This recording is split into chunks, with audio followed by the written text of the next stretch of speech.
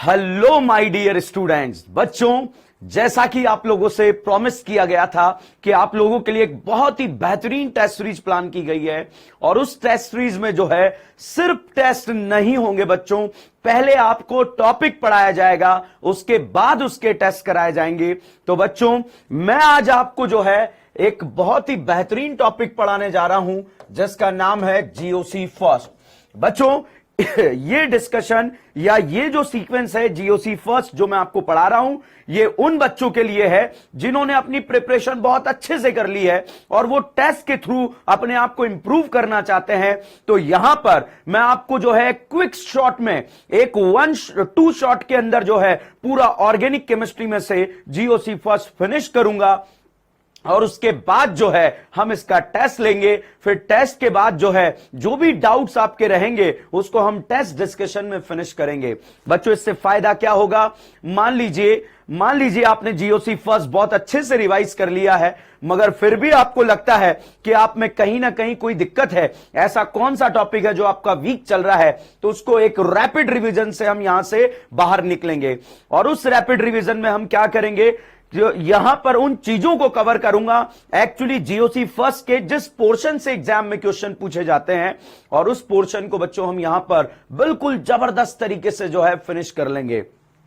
तो बच्चों, ये सीक्वेंस हमारा रहेगा इस टॉपिक को पढ़ने का, और उसके बाद जैसे ही ये फिनिश होगा आपका टेस्ट होगा, फिर टेस्ट का डिस्कशन होगा। तो चलिए बच्चों, जीओसी फर्स्ट रैपिड रिवीजन।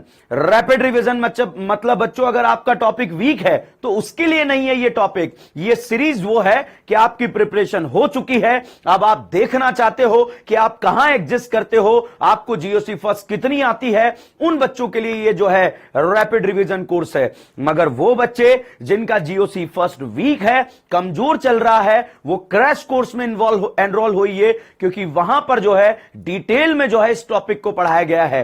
तो बच्चों, अगर आपको अपने टॉपिक को स्ट्रांग करना है तो आप क्रैश कोर्स ज्वाइन कीजिए, और अगर आपको जो है अपनी रैंक को बूस्ट करना है, केमिस्ट्री में मार्क्स को बूस्ट करना है, तो फिर रैपिड रिवीजन टेस्ट सीरीज को हम यहां पर ज्वाइन करेंगे। तो चलिए, जनरल ऑर्गेनिक केमिस्ट्री में बच्चों पूछा क्या जाता है? बच्चों, जनरल ऑर्गेनिक केमिस्ट्री कुछ है ही नहीं। जनरल ऑर्गेनिक केमिस्ट्री जो है दो तरह के चार्ज होते हैं बच्चों, एक चार्ज होता है कैटाइन और एक चार्ज होता है एनाइन। एक चार्ज होता है कैटाइन और एक चार्ज होता है एनाइन। बच्चों, ऑर्गेनिक केमिस्ट्री या जीओसी जो है इन दो चार्ज के इर्द गिर्द घूमती रहती है। अगर ये चार्ज आपको फील हो जाते हैं तो समझ लीजिए पूरी जीओसी आपको फील हो जाती है। अब इसमें जो है अगर हम बात करें कैटाइन और एनाइन की बात करें, तो बच्चों करीना इस जन्म में मैक्सिमम जो बॉन्ड बना सकती है वो 4 बॉन्ड का फॉर्मेशन कर सकती है। अगर आप इस सेंटर एटम को चेक करें तो सेंटर एटम में करीना के चारों तरफ 4 इलेक्ट्रॉन है। सेंटर एटम में करीना के चारों तरफ 4 इलेक्ट्रॉन है, और ये 4 इलेक्ट्रॉन जो है सेंटर एटम में करीना के चारों तरफ 4 इलेक्ट्रॉन है, इस वजह से ये करीना यहां पर न्यूट्रल है। और न्यूट्रल पार्टिकल जो है अनस्टेबल होते हैं as compare to charge particle. चाहे चार्ज पॉजिटिव हो या नेगेटिव हो, चाहे चार्ज पॉजिटिव हो या नेगेटिव हो, अनस्टेबल होते हैं बच्चों। ये भी वांट टू बी न्यूट्रल, ये भी वांट टू बी न्यूट्रल, मतलब दोनों चार्ज जो है बच्चों न्यूट्रल बनना चाहते हैं। ये दोनों चार्ज जब न्यूट्रल बनेंगे, ये दोनों चार्ज जब न्यूट्रल बनेंगे तो स्टेबल हो जाएंगे। अब यहां पर अपने आप से पूछिए बच्चों, इस करीना पर पॉजिटिव चार्ज क्यों आया? बताओ बच्चों, करीना पर पॉजिटिव चार्ज इसलिए आया बिकॉज उसके पास इलेक्ट्रॉन का कमी है। अगर ये कमी को आप दूर कर दें तो दूर करने पर यहां पर जो है इलेक्ट्रॉन 4 हो जाएंगे, 4 होने पर न्यूट्रल हो जाएगा, और न्यूट्रल पार्टिकल क्या हो जाएगा बच्चों? स्टेबल हो जाएगा। कहने का मतलब बच्चों, ये जो करीना है, इस करीना के पास एक वेकेंट ऑर्बिटल है, क्योंकि सेंटर एटम के चारों तरफ 3 इलेक्ट्रॉन है, इसीलिए यहां पर चार्ज पॉजिटिव आ रहा है। तो आप अपने आप से पूछ लीजिए बच्चों, इस करीना पर पॉजिटिव चार्ज क्यों आ रहा है? इसलिए आ रहा है बिकॉज यहां पर इलेक्ट्रॉन का कमी है, और अगर इस कमी को आप दूर कर दें तो ये कमी जैसे ही दूर होगी, दूर होने पर ये न्यूट्रल होगा, और न्यूट्रल पार्टिकल क्या होता है? स्टेबल। मतलब बच्चों आपको ध्यान रखना है, जिंदगी के चौराहे पर ये चार्ज खड़ा है और इस चार्ज को आपको न्यूट्रल बनाना है। और ये न्यूट्रल कैसे बनाएंगे बच्चों? न्यूट्रल इसे इलेक्ट्रॉन देकर बनाएंगे, और इलेक्ट्रॉन देने पर जो है ये कैटाइन जो है स्टेबल होगा। स्टेबल मतलब न्यूट्रल हो जाएगा। अब अगर इस चार्ज से, इस कैटाइन से आप इलेक्ट्रॉन लेने लगे तो लेने लगेंगे तो और कमी होगी, और कमी होगी तो चार्ज और बढ़ेगा, और बढ़ेगा तो चार्ज क्या हो जाएगा? अनस्टेबल हो जाएगा। तो इस बात का ध्यान रखना है कि इस कैटाइन वाले चार्ज को हमें कैसे न्यूट्रल बनाना है। अब बात करते हैं बच्चों एनाइन की। इस करीना के ऊपर भाई साहब नेगेटिव चार्ज आ रहा है, तो आप अपने आप से पूछेंगे कि भाई करीना के ऊपर नेगेटिव चार्ज क्यों आया? तो बच्चों अगर हम यहां पर चेक करें कि करीना के ऊपर नेगेटिव चार्ज क्यों आया, तो उसका रीजन होता है करीना के पास इलेक्ट्रॉन का कमी है।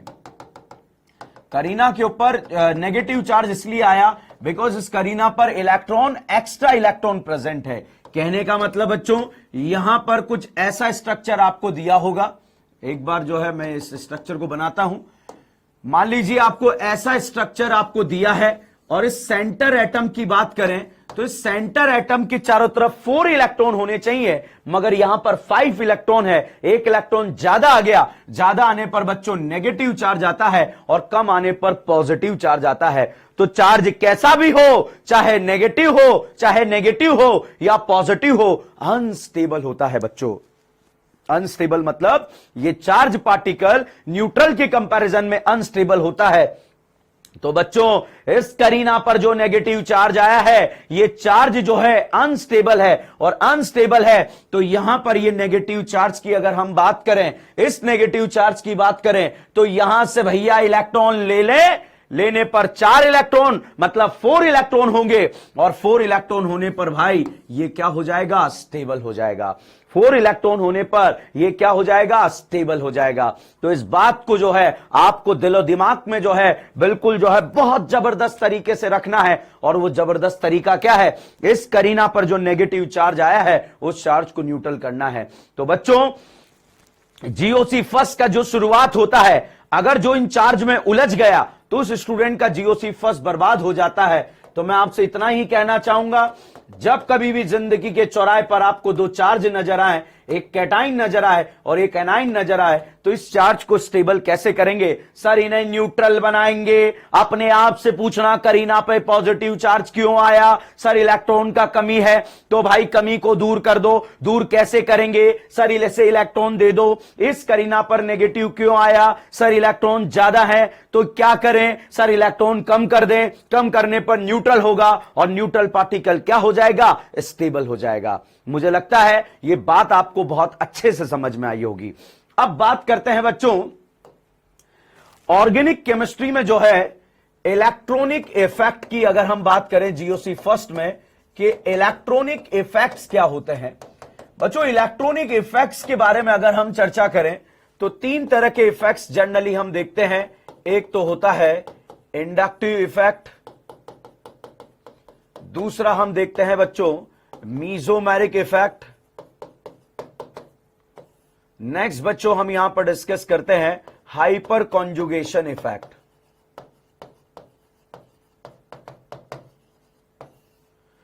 Inductive effect, mesomeric effect, hyper conjugation effect. Inductive effect, mesomeric effect, hyper conjugation effect. और यहां पर बच्चों एक होता है इलेक्ट्रोमेरिक इफेक्ट।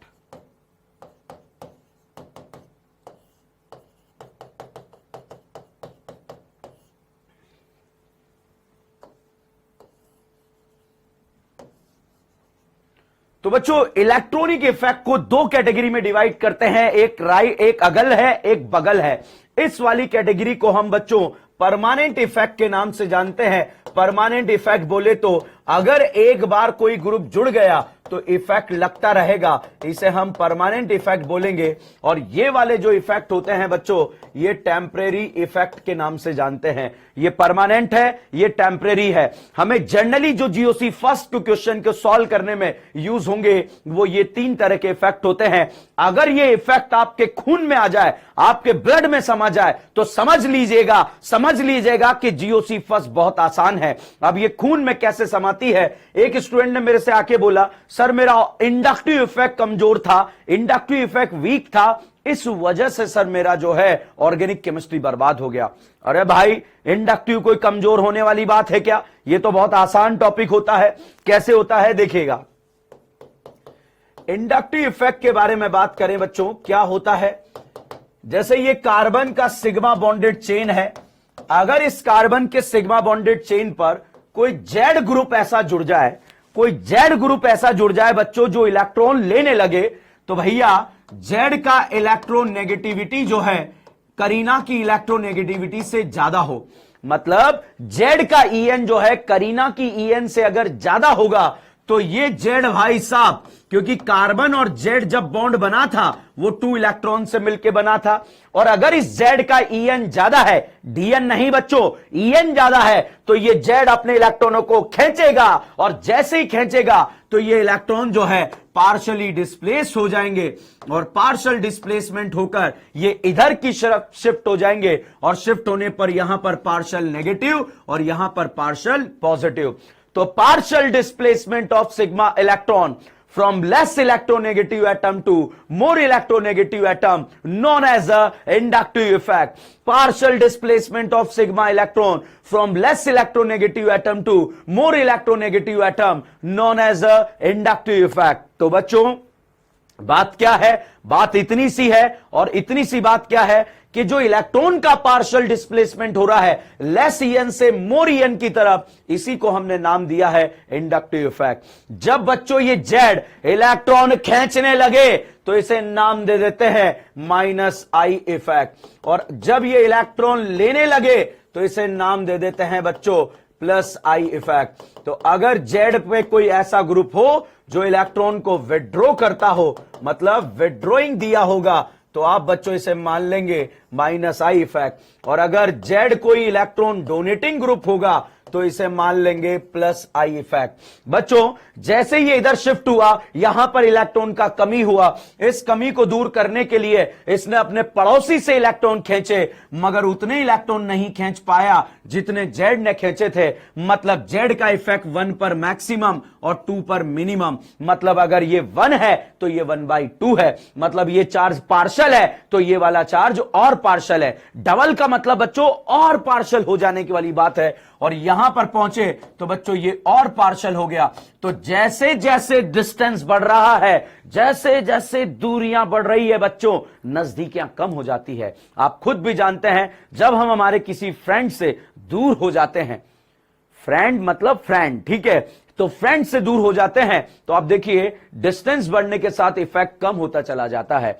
मगर पेरेंट्स की बात करें बच्चों, माता पिता की बात करें, तो पेरेंट्स से आप कितना ही दूर हो जाओ, नजदीकियों पे कोई फर्क ही नहीं पड़ेगा। तो ये बिल्कुल क्रिस्टल क्लियर बात है, अगर आप अपने पेरेंट्स से दूर हो जाते हैं तो आपका इफेक्ट जो है, पेरेंट्स वाला इफेक्ट जो होता है वो कम होता चला जाता है। डिस्टेंस वाला इफेक्ट जो है, अगर हम बात करें, मतलब पेरेंट्स से जितना दूर हो जाओ कोई फर्क नहीं पड़ेगा। आप अपने मम्मी पिताजी से कितने ही दूर हो जाओ, डेली जितने फोन आने उतने ही आएंगे, मैं तो कहूंगा और ज्यादा आएंगे। मगर आप अपने फ्रेंड से दूर हो जाओ, आप जैसे ही दूर होगे वो बात नहीं रहेगी जो नजदीकों पे रहती थी। मतलब जो इंडक्टिव इफेक्ट है वो डिस्टेंस पे डिपेंड कर रहा है। अगर आपसे पूछा जाए ये पेरेंट्स वाला इफेक्ट है या फ्रेंडशिप वाला इफेक्ट है, तो आप बोलेंगे सर बिल्कुल क्रिस्टल क्लियर बात है, ये जो इफेक्ट है वो फ्रेंडशिप वाला इफेक्ट है, मतलब डिस्टेंस के साथ इफेक्ट कम होता है।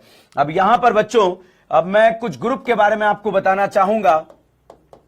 जैसे माइनस आई सीरीज के बारे में अगर डिस्कशन करें तो माइनस आई सीरीज में आ जाता है NF3 plus,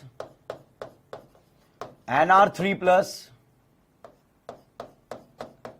NH3 plus, NO2, CN, acid, FCl BrIOR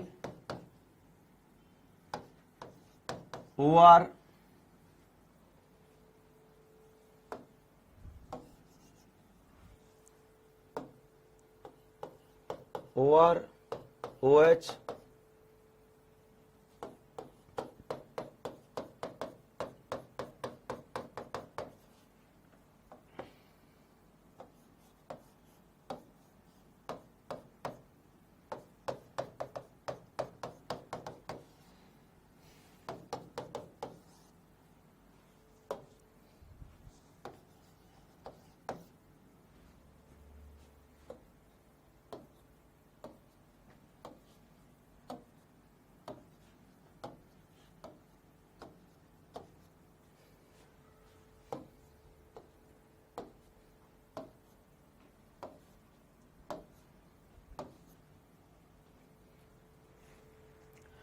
तो बच्चों मेरा कहने का मतलब यह है, ये कार्बन की सिग्मा बॉन्डेड चेन है। सबसे पहले तो आपको पता लगेगा कि सर कब माइनस आई इफेक्ट लगेगा और कब नहीं लगेगा। इस बात का हमें पता कैसे लगेगा? तो भैया पता तो लगेगा। कैसे लगेगा भाई? मैंने यहां फ्लोरीन लगा दिया। अब बताओ बच्चों, करीना और फ्लोरीन में ईएन किसका ज्यादा है? सर फ्लोरीन का ज्यादा है।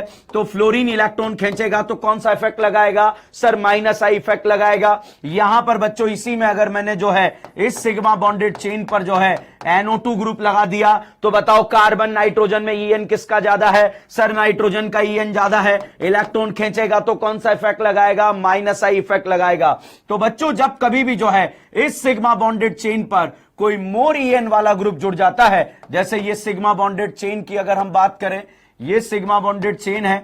इस सिग्मा बॉन्डेड चेन पर बच्चों हमने लगा दिया C ट्रिपल बॉन्ड CH।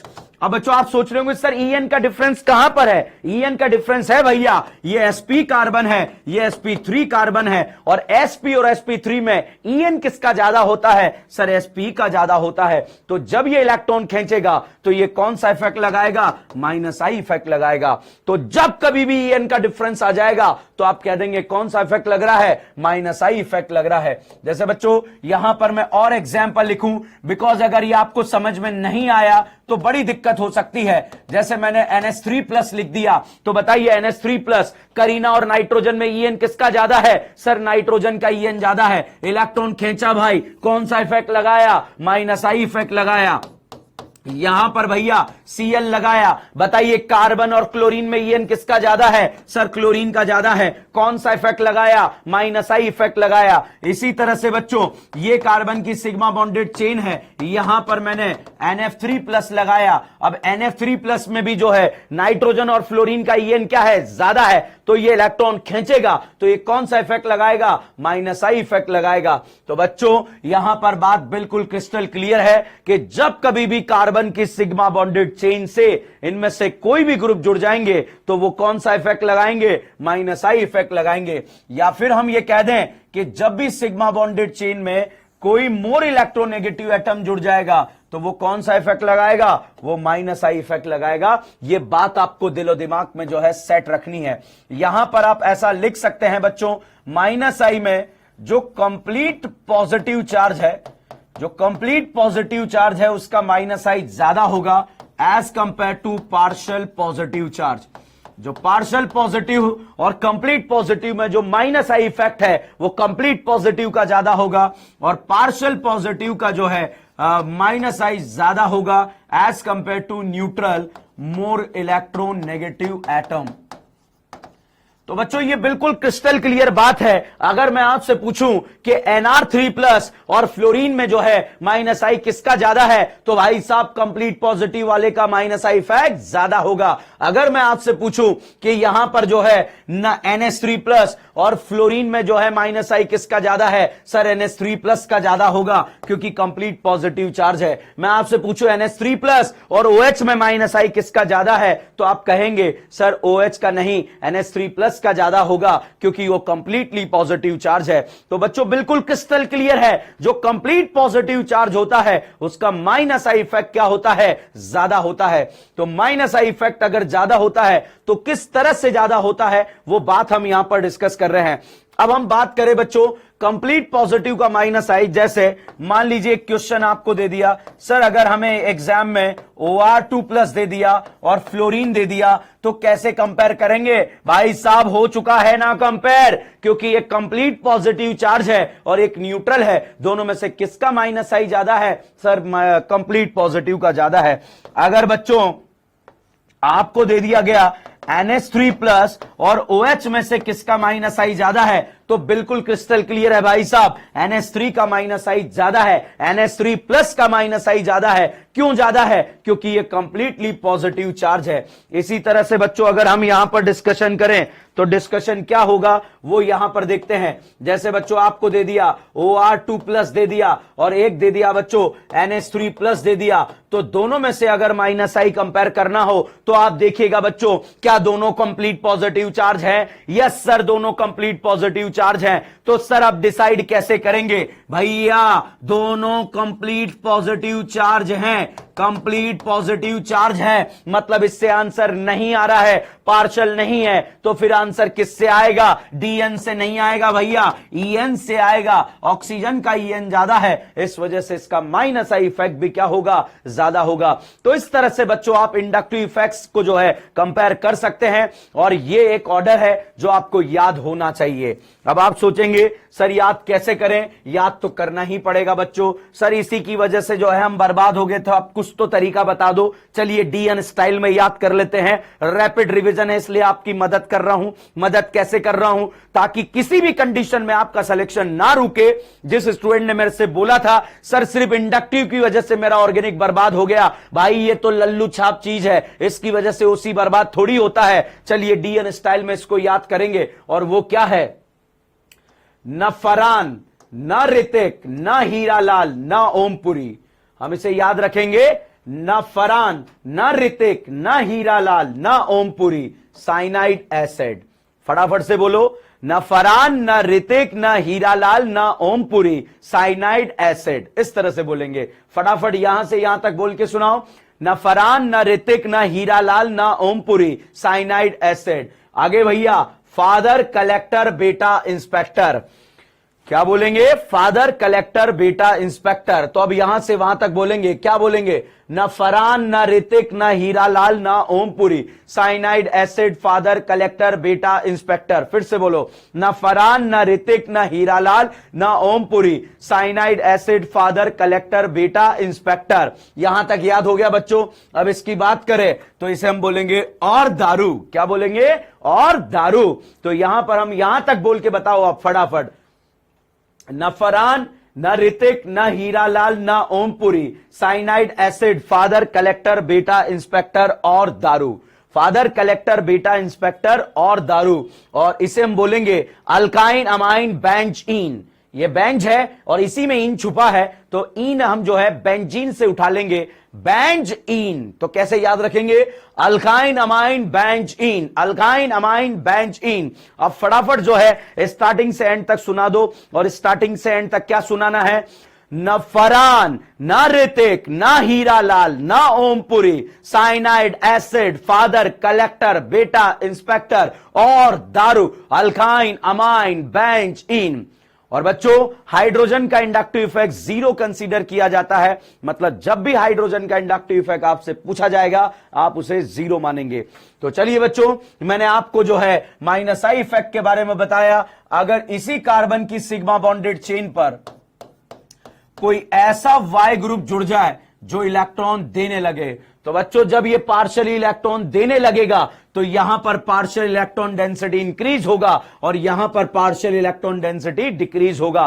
तो जैसे ही भैया यहां पर इसने इलेक्ट्रॉन दिया तो यहां पर इलेक्ट्रॉन डेंसिटी इंक्रीज हुआ और यहां पर डिक्रीज हुआ। जब यहां पर इंक्रीज हुआ भाई साहब, तो जैसे ही यहां पर इलेक्ट्रॉन डेंसिटी इंक्रीज हुआ, इसने अंदर की तरफ ट्रांसफर कर दिए, मगर उतने इलेक्ट्रॉन ट्रांसफर नहीं करे जितने इसको वाई से मिले थे। मतलब अगर यहां पर 1 इलेक्ट्रॉन थे तो यहां 1/2 इलेक्ट्रॉन है, और आगे जाएं तो यहां पर जो है 1/3 इलेक्ट्रॉन है। और जो भी ट्रांसफर हो रहा है बच्चों, ये पार्शियल ट्रांसफर हो रहा है, कंप्लीट ट्रांसफर नहीं हो रहा। तो partial displacement of sigma electron partial displacement of sigma electron. तो यहां पर इलेक्ट्रॉन का डिस्प्लेसमेंट पार्शियली हो रहा है। जब वाई इलेक्ट्रॉन दे रहा है तो इसे कौन सा इफेक्ट बोला जाएगा? प्लस आई इफेक्ट बोला जाएगा। अब डाउट आता है कि प्लस आई ग्रुप कौन सा होगा? तो बच्चों प्लस आई ग्रुप कौन सा होगा, चलिए बात कर लेते हैं। यहां पर या तो आपको दिया होगा NH minus, O minus, COO minus, फिर दिया होगा 3 डिग्री कार्बन, फिर दिया होगा 2 डिग्री कार्बन, फिर दिया होगा इथाइल, फिर दिया होगा CD3, फिर CS3, फिर हाइड्रोजन, जिसको 0 कंसीडर किया जाएगा। तो बच्चों ये प्लस आई का ऑर्डर है, इसी सीक्वेंस में हमें याद होना चाहिए। कैसे याद होना चाहिए मैं आपको याद कराता हूं। इन तीनों को कंपैरिजन करो भैया।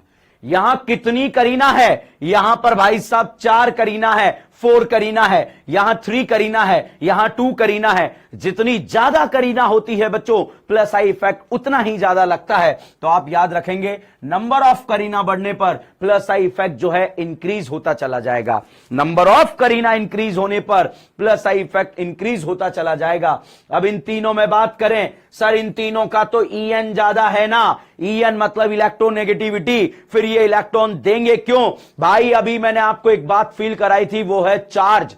चार्ज कैसे भी हो, चाहे पॉजिटिव हो या नेगेटिव हो, अनस्टेबल होते हैं। बताइए इन तीनों एटम पर नेगेटिव चार्ज क्यों आया? सर इलेक्ट्रॉन का कमी है, इलेक्ट्रॉन ज्यादा है। अब भैया इनके सर के ऊपर ज्यादा इलेक्ट्रॉन रखे हैं, इस वजह से ये चार्ज बन गए। और चार्ज क्या है? अनस्टेबल है। स्टेबिलिटी गेन करने के लिए इन ज्यादा इलेक्ट्रॉनों को कम करेंगे। और कम कैसे करेंगे? देकर भैया इलेक्ट्रॉन को दे देंगे, और देने से जो है इनका कौन सा इफेक्ट लगा देंगे? प्लस आई इफेक्ट लगा देंगे। तो भाई साहब ध्यान रखना एक बात को, और वो बात क्या है कि जो नेगेटिव चार्ज वाले EN है, जो नेगेटिव चार्ज वाले EN है, उनका कौन सा इफेक्ट लगता है? प्लस आई। क्योंकि नेगेटिव चार्ज अनस्टेबल है, स्टेबिलिटी गेन करने के लिए वो इलेक्ट्रॉन देने लगता है। तो यहां पर भैया इनका प्लस आई का ऑर्डर ये रहेगा। नाइट्रोजन और ऑक्सीजन में पहले नाइट्रोजन देगा, बिकॉज उसका EN कम है। ऑक्सीजन ऑक्सीजन दोनों है, यहां बीच में एक ही सिग्मा बॉन्ड है, यहां 2 सिग्मा बॉन्ड है, मतलब डिस्टेंस बढ़ने के साथ इफेक्ट कम होता चला जाएगा। तो बच्चों यहां पर मैंने आपको ये प्लस आई इफेक्ट बताया, इतना सा ध्यान रखना। जैसे बच्चों आपको प्लस आई इफेक्ट में एक बहुत ही फेमस एग्जांपल चलता है CT3, CD3, CS3। इसमें कंपैरिजन करना हो तो ये कार्बन हाइड्रोजन का लेंथ है, ये कार्बन D का लेंथ है, और यहां पर ये कार्बन T का लेंथ है। अगर इन तीनों लेंथ को कंपैरिजन करें, अगर इन तीनों लेंथ को कंपैरिजन करें तो कैसे कंपेयर करेंगे? बच्चों यहां पर इलेक्ट्रॉन का डिस्टेंस ज्यादा है, यहां डिस्टेंस कम है, यहां पर और कम है। जितना पास से लगेगा इफेक्ट उतना ज्यादा होगा, जितना पास से लगेगा इफेक्ट उतना ज्यादा होगा। तो यहां पर CT3 का प्लस आई इफेक्ट इसके कंपैरिजन में ज्यादा होगा। तो बच्चों ये मैंने आपको इंडक्टिव इफेक्ट के बारे में बताया, मगर जो भी इफेक्ट लगेगा बच्चों पार्शियल इफेक्ट लगेगा, कंप्लीट इफेक्ट नहीं लगेगा। मतलब ये डिस्टेंस के ऊपर डिपेंड करेगा। आता है सर ये याद कैसे होगा? हो जाएगा भाई साहब याद करने का कोई टेंशन नहीं है। एक नारा लगा देना, इसे हम बोल देंगे बच्चों नो। इन दोनों को हम बोल देंगे बच्चों नो, इन दोनों को हमने बोल दिया नो, और इसे बोल देंगे कार्बोक्सिलेट। ये 3 डिग्री, ये 2 डिग्री, ये 1 डिग्री। तो हम यहां पर क्या बोलेंगे? No carboxylate 321 CD3 CS3। No carboxylate, no carboxylate 321 CD3 CS3। तो नारे के फॉर्म में याद रख सकते हैं कैसे? No carboxylate 321 CD3 CS3, 321 CD3 CS3। तो इस तरह से बच्चों हम इसे याद रख सकते हैं और सारी चीजों को आसानी से खत्म कर सकते हैं। तो चलिए बच्चों क्रैश कोर्स था, मगर इंपॉर्टेंट बात थी, और क्रैश कोर्स नहीं रैपिड रिवीजन था। उसमें मैंने इतना टाइम इसलिए ले लिया क्योंकि ये हमें आना चाहिए बच्चों। तो आपको ध्यान रखना है कि जैसे मान लीजिए इस कैटाइन के बारे में बात करें। अब चार्ज पार्टिकल कैसा भी हो, चाहे नेगेटिव हो या पॉजिटिव हो, अनस्टेबल होता है बच्चों। मैंने यहां पर CD3 लिखा और यहां पर CD3 लिखा, दोनों जगह CD3 लिख दिया है। और CD3 अगर लिख दिया है तो भैया चार्ज देखना, पहले चार्ज कौन सा है सर? चार्ज कैटाइन है, चार्ज एनाइन है, सॉरी चार्ज यहां पर कैटाइन है। और इस कैटाइन पर जो है इलेक्ट्रॉन की कमी है, इस कमी को दूर कैसे करें सर? इलेक्ट्रॉन दे दें, देने पर ये न्यूट्रल होगा, न्यूट्रल होने पर स्टेबल होगा। तो भाई साहब CD3 का प्लस आई, इस CD3 का भी प्लस आई, और प्लस आई इफेक्ट जो होता है बच्चों डिस्टेंस के ऊपर, दूरियों पे डिपेंड करता है, इस वजह से यहां पर ज्यादा लगेगा, इसलिए A cation is more stable than B cation. इस तरह से बच्चों हम याद रख सकते हैं। अब बात करें बच्चों हम एनाइन के बारे में अगर चर्चा करें, तो एनाइन के बारे में अगर हम चर्चा करें तो आप इतना सा ध्यान रखना, इस एनाइन को न्यूट्रल कैसे करें? तो आप खुद से सोचिए, इस पर नेगेटिव चार्ज क्यों आया सर? इस पर इलेक्ट्रॉन का कमी था, इस कमी को दूर करना होगा, सॉरी इलेक्ट्रॉन इस पर ज्यादा है। भाई नेगेटिव चार्ज क्यों आया सर? इस पर इलेक्ट्रॉन ज्यादा है, तो ज्यादा इलेक्ट्रॉन का क्या करें सर? ज्यादा इलेक्ट्रॉन को कम कर दे। कम कैसे करें सर? इसको इलेक्ट्रॉन इससे ले लें। तो भैया यहां पर मैंने NO2 लगा दिया, ना ओमपुरी लगा दिया, यहां भी ना ओमपुरी लगा दिया। ना ओमपुरी इलेक्ट्रॉन देता है या लेता है? याद ही नहीं रखना, ना मैंने ऑर्डर याद कराया वो याद रखो। ना फरहान, ना ऋतिक, ना हीरा लाल, ना ओमपुरी। ना ओमपुरी ने भाई साहब इलेक्ट्रॉन लिए, माइनस आई लगाया, इलेक्ट्रॉन लिए माइनस आई लगाया, और माइनस आई ने एनाइन को क्या कर दिया? स्टेबल कर दिया। तो ए और बी में से जो स्टेबल एनाइन होगा बच्चों, वो A anion is more stable than B anion कहलाएगा। तो जब कभी भी आपको इस तरह से स्टेबिलिटी को कंपेयर करना होगा, वो आप ऐसे कंपैरिजन कर सकते हैं। तो बच्चों आपको क्या करना है, क्योंकि फास्ट ट्रैक रिवीजन में हम चीजों को डिस्कस कर रहे हैं, और फास्ट ट्रैक रिवीजन में जब ये बातें हम करते हैं तो आप इतना सा याद रखिए, यहां पर आपको कोई चार्ज दे दिया गया, मान लीजिए ये चार्ज एनाइन दे दिया गया। अब मैं यहां ग्रुप चेंज करूंगा, मान लीजिए मैंने ना फरहान लगाया, ना फरहान लेगा या देगा? लेगा, लेगा तो चार्ज को क्या कर देगा? स्टेबल कर देगा। ना ओमपुरी लगाया, ना ओमपुरी क्या करेगा? इलेक्ट्रॉन लेगा, और लेगा तो चार्ज को क्या कर देगा? स्टेबल कर देगा। यहां पर बच्चों CD3 लगाया, CD3 क्या करेगा? इलेक्ट्रॉन देगा या लेगा? देगा, देगा तो भैया चार्ज और बढ़ेगा, और बढ़ेगा तो चार्ज क्या हो जाएगा? अनस्टेबल हो जाएगा। तो इस तरह से बच्चों आप इफेक्ट्स लगाकर, मतलब जब भी आपके नीट एग्जाम में ऐसा क्वेश्चन आ जाए तो डिस्टेंस वाला फैक्टर देख लेना। दूसरा जो है चार्ज को न्यूट्रल बनाना आना चाहिए, कैसे न्यूट्रल बनाते हैं, उस तरह से बच्चों आपका आसानी से क्वेश्चन सॉल्व हो जाएगा। अब हम बात करते हैं बच्चों अगले पॉइंट की। अगला पॉइंट इंडक्टिव इफेक्ट से हम डिस्कस करते हैं, जिसका नाम है एसिडिक स्ट्रेंथ। भाई एसिडिक स्ट्रेंथ जो है, एसिडिक स्ट्रेंथ के बारे में बात करें, एक बार नोट करो आप।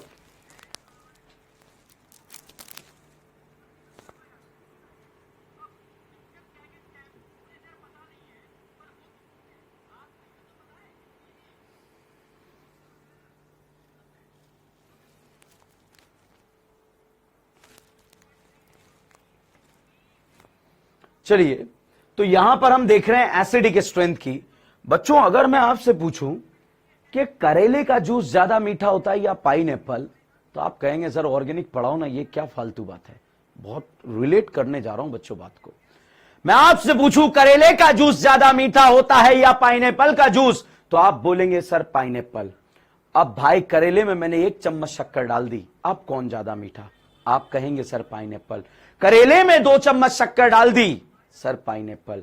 मैं आपसे पूछूं कि एसिड ज्यादा एसिडिक होता है या अल्कोहल, जिसका नाम ही एसिड है, जिसका काम ही जलाना है, उसका एसिडिक स्ट्रेंथ क्या होगा?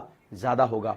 मैं आपसे पूछूं करेला ज्यादा मीठा है या पाइनएप्पल, तो आप कहेंगे पाइनएप्पल। करेले में शक्कर डाल दूं तो कौन ज्यादा मीठा? Sir pineapple. तो भैया बिल्कुल क्रिस्टल क्लियर बात यहां पर आ चुकी है, और वो बात क्या है? अगर जिसका काम ही कड़वाहट पैदा करना है, वो तो कड़वा रहेगा ना यार। तो इसलिए ध्यान रखना, एग्जाम में आपसे पूछा जाए कि एसिड ज्यादा एसिडिक होता है या फिनॉल, बिल्कुल क्रिस्टल क्लियर बात है भैया, acid is more acidic then phenol. आपसे पूछा जाए कि एसिड ज्यादा एसिडिक होता है या अल्कोहल, बिल्कुल क्रिस्टल क्लियर बात है, acid is more acidic then alcohol.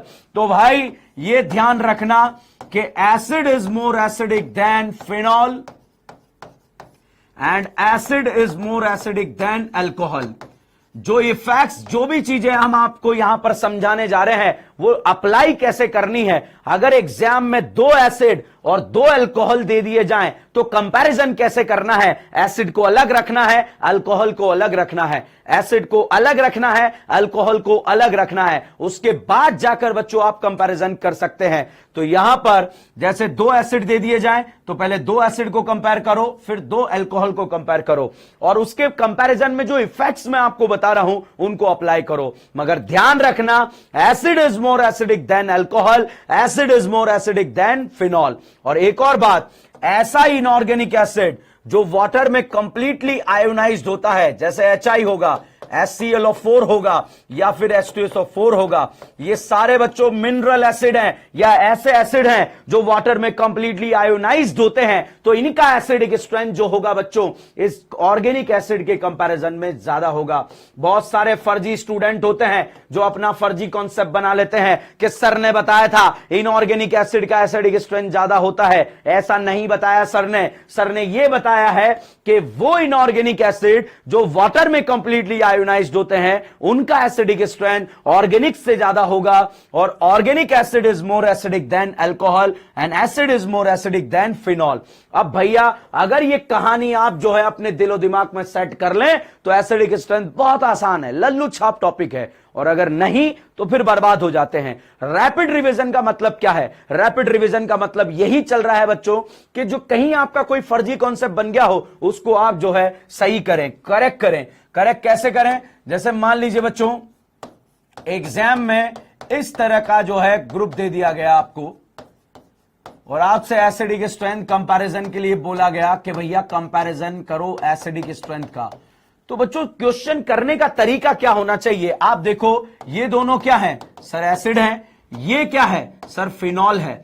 तो भैया ये बताओ फिनॉल ज्यादा एसिडिक होता है या एसिड? सर फिनॉल नहीं, acid is more acidic then phenol. तो क्रिस्टल क्लियर बात है, जो भी इफेक्ट्स अप्लाई करने हैं वो फिनॉल में अप्लाई करो, एसिड में अप्लाई करो। जनरली 99% केसेस में बच्चों आपके क्वेश्चन करेक्ट हो जाएंगे। अदरवाइज स्टूडेंट क्या करेगा? सर इसका -I इफेक्ट या जो भी इफेक्ट लग रहा है उसको लगाकर इसको मोर एसिडिक कर देगा। यही फर्जी कॉन्सेप्ट होता है। इसीलिए जो है टेस्ट पहले नहीं लिया है तुम्हारा, पहले तुम्हें टॉपिक पढ़ाया है उसके बाद टेस्ट लेंगे और इस तरह की गलतियां मैं आने वाले टेस्ट में आपको कराऊंगा ताकि आप जो है उन गलतियों से सीखें कि सर ने हमें बताया था उसके बाद भी हमने गलती करी। और टेस्ट डिस्कशन क्यों रखा है? मैंने आपको सिखाया ऐसी गलती मत करना, फिर गलती कराई, बहुत सारे स्टूडेंट ने गलती कर दी, फिर डिस्कशन करा और बताऊंगा देख सिखाया था ना भैया, फिर भी आपने करी, अब मत करना भैया नीट के अंदर गलती। तो इसीलिए ये टेस्ट सीरीज जो है बहुत ही इंडिया की जबरदस्त टेस्ट सीरीज बनने वाली है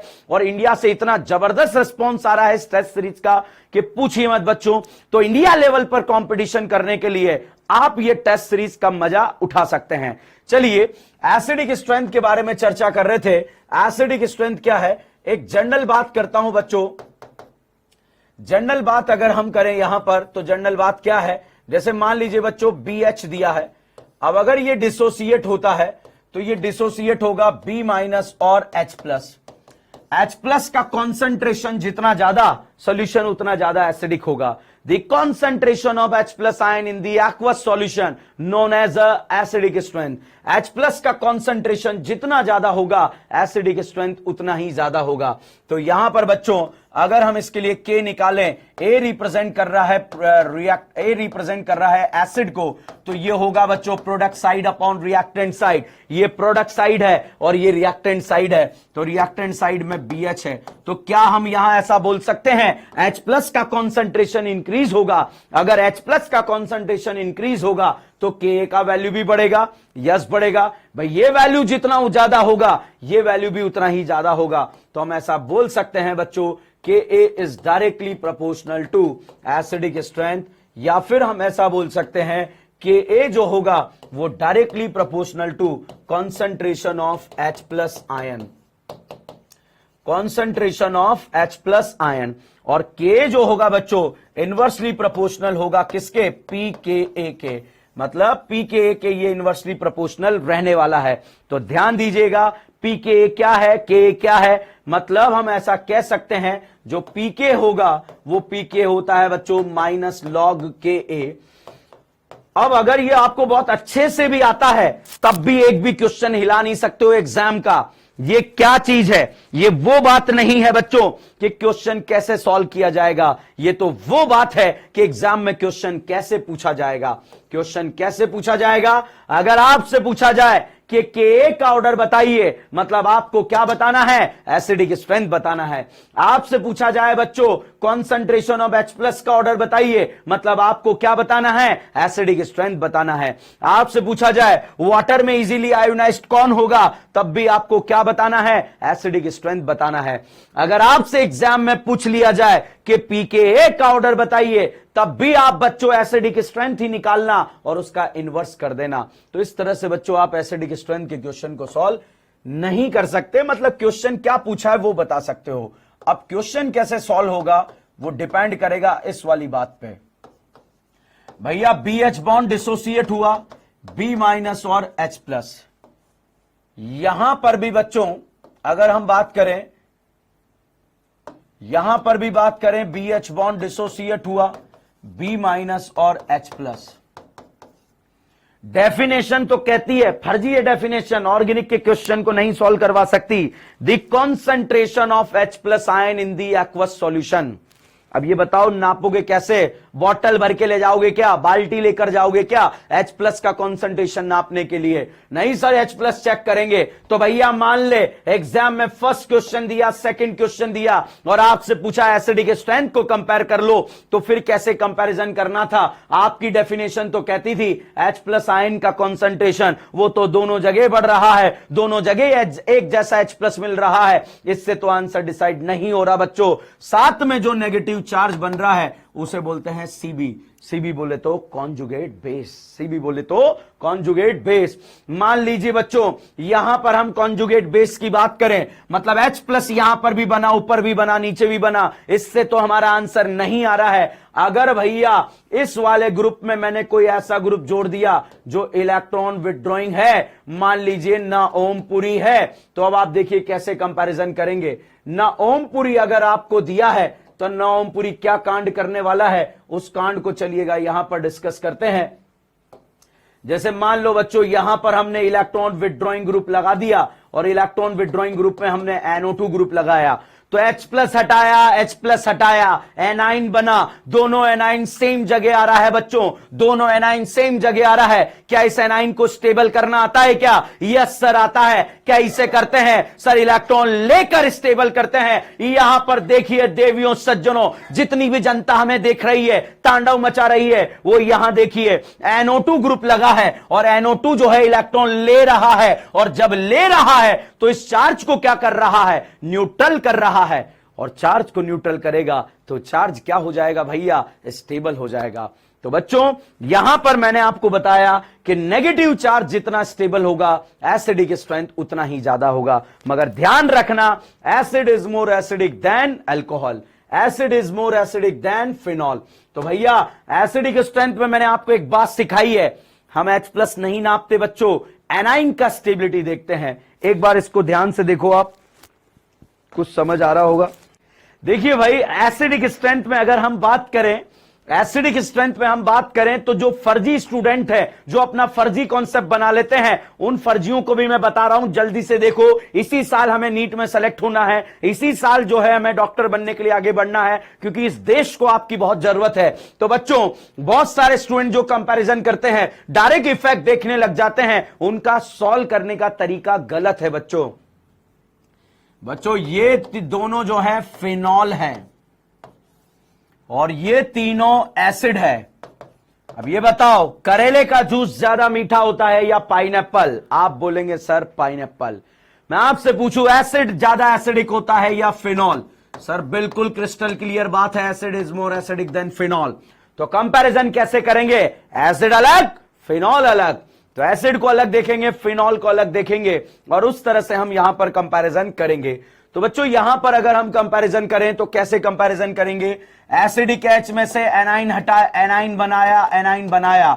अब इस एनाइन को स्टेबल करें, मान लीजिए NO2 का इफेक्ट भूल गए, कौन सा लगता है? भूलने का नहीं, DN स्टाइल अपनाने का। ना ओमपुरी, और ना ओमपुरी का कौन सा इफेक्ट? -I। CS3 का कौन सा इफेक्ट? +I। फादर का कौन सा इफेक्ट, माइनस आई। तो भैया यहां पर बिल्कुल क्रिस्टल क्लियर है, नवमपुरी का माइनस आई इफेक्ट ज्यादा, एनाइन ज्यादा स्टेबल, तो ए सबसे ज्यादा एसिडिक होगा। बी और सी में जो है सी ज्यादा एसिडिक होगा एज कंपेयर टू बी। अगर पापी मन में ख्याल आए सर बी को तो लास्ट में फेंको ना, प्लस आई इफेक्ट लग रहा है, उसी लिए तो टेस्ट से पहले एक रैपिड रिवीजन करा रहा हूं बच्चा। यहां पर ये फिनॉल है, ये एसिड है, और acid is more acidic then phenol, इसीलिए जो है बी आगे आएगा।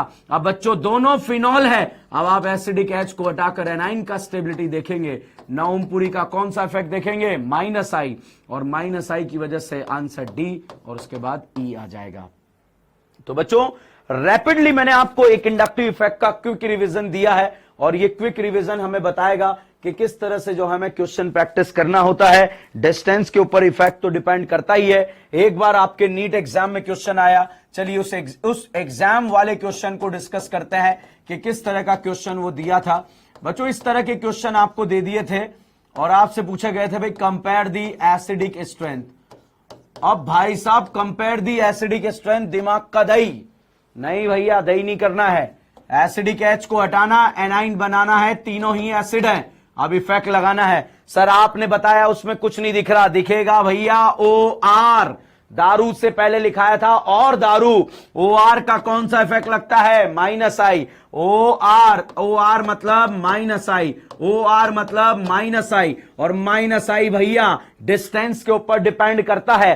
फ्रेंडशिप वाला इफेक्ट है या पेरेंट्स वाला, फ्रेंडशिप तो दूरियां बढ़ने पर कम हो जाती है बच्चों, तो ये वाला इफेक्ट जो है बच्चों डिस्टेंस के ऊपर डिपेंड करेगा। और डिस्टेंस फैक्टर की वजह से बच्चों अगर हम देखें तो सबसे ज्यादा माइनस आई बी में लगेगा एज कंपेयर टू ए, और यहां पर इन करीनास का प्लस आई इफेक्ट लगेगा। इस वजह से जो एसिडिक स्ट्रेंथ का ऑर्डर रहेगा वो रहेगा बी, फिर सी, फिर ए। तो बच्चों एसिडिक स्ट्रेंथ हमने कंपैरिजन करा और कंपैरिजन करके यहां पर फेंक दिया। तो एक बार जो है इसको आप नोट कर लीजिए।